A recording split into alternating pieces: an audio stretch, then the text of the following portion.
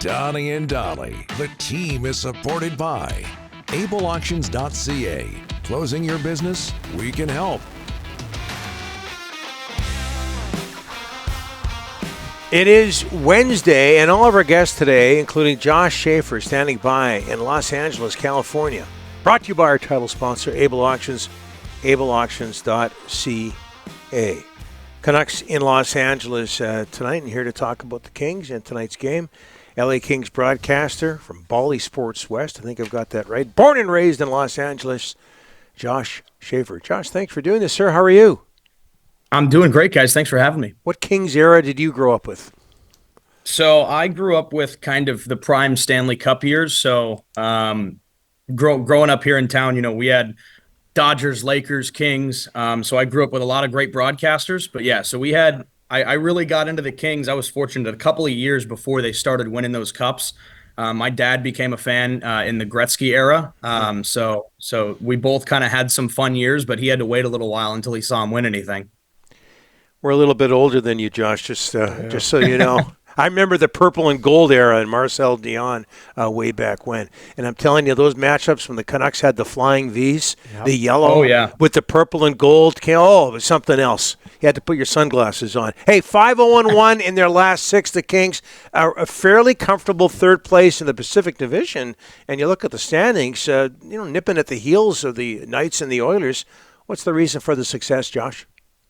Well, guys, for whatever reason, they've been incredible at home.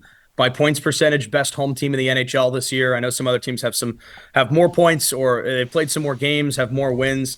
The Kings have the fewest home games played in the league. They've got the fewest games played in the league, but games in hand really only mean something if you take advantage of those games. And right now they've been able to do that. So I think especially at home, they've been really tough to beat. They've been really good defensively all season long. And when they had that recent losing streak at the end of January, lost a couple of games in a row, and it wasn't even just the defense that was falling apart. It was the offense not scoring goals. So once the offense started producing a little bit, the defense has been great all season. So goaltending's been good. Defense has been really good. And once you had Drew Doughty back into the mix, I think he was a guy that did not need 2 weeks off for Four Nations. So it was great to see him go play with Team Canada, win another gold medal for Canada at an elite international level. So really good for him. And he came back and just hasn't skipped a beat once. So I think that's really added to the team. But at home, they've just been really good. So with this game tonight, I think they obviously want to finish out this 6-game homestand strong.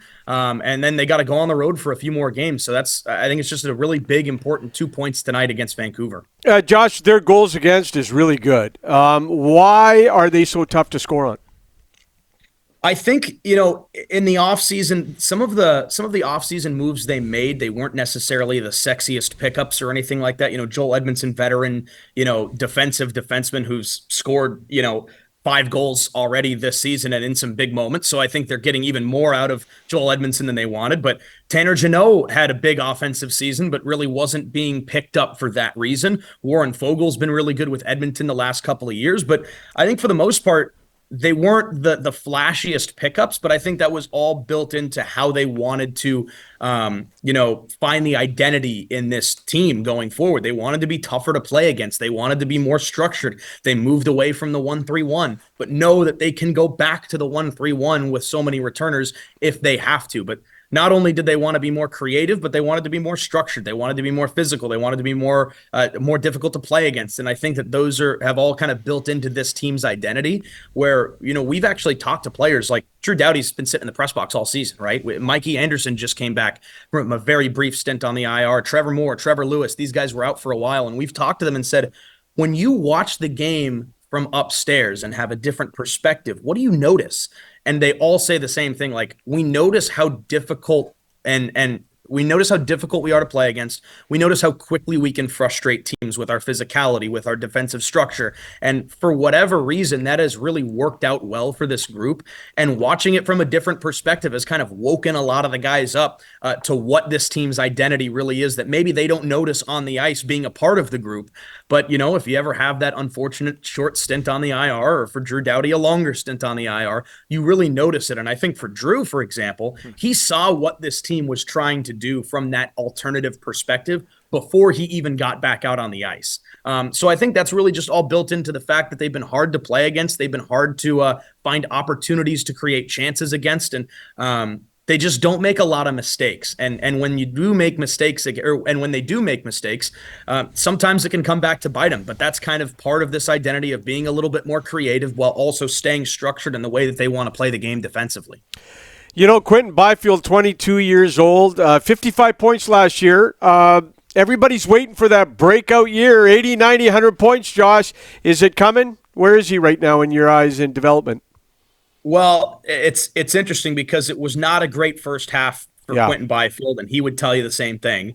Right now, he's on an 8-game goal drought, but in that stretch, he's got 10 assists. Wow. So he's still finding ways to create, and he said last night or 2 nights ago after the win over Vegas that hockey's fun to play right now for him, and that's something that he just needs to keep going. It helps that Kevin Fiala leads the NHL in goals in the month of February. He has really turned it around, and he's been, I think, one of the big reasons why the Kings broke out of their scoring drought, broke out of the losing streak. But when you put those two on a line, they're two very different players, but both very creative and very confident in the way that they play the game. And I think for Quentin Byfield, you're starting to see that where he doesn't necessarily have to put the puck in the back of the net every single night, but he's still finding ways to contribute, and he's setting up other guys. So right now, I think you look at what his stat line is, and he's got 33 points right now, and I think that he would even tell you that after the year he had last year, after the contract extension he was given in the offseason, you'd expect a little bit better out of him. But when you start looking at the way that he's actually playing the game, I think you understand a little bit more what you're getting from QB right now. I would like to think that really big breakout season is coming. But I think for him this season, the first half was a huge was a huge opportunity for him to grow as a player. And again, you look back at last season and you think, that should have been last year, and it was. But now you have that adversity set in where things aren't going your way. The puck isn't going in the back of the net. And he's gone on these stretches throughout the season where that roller coaster just ticks back up. And right now that's where he's at. So I think that they're confident in the way that he's been playing and how he can play the rest of the year. But I don't know. I would like to think that another big season from QB is on the horizon, and maybe it's ticking up again and will stay that way for the second half. Dodgers and Rams might want to think about getting an athlete from Slovenia. LA's cornered the market with Doncic and Anze Kopitar. Kopitar's 37 years old, 46 points in 55 games. What's allowing him to continue to be so effective, Josh? It was a really strong first half, and I think he would say kind of the same thing I said about QB in the first half. I think Kopi would say that this second half so far has not gone the way that he wanted it to, other than, of course, the Lakers trading for Luka Doncic while the Kings were in the second half of the season. I think that's a big thing for him and his family. They were really excited about it. I know his kids are big fans. But he just continues to be reliable, and he contributes on and off the ice to the organization.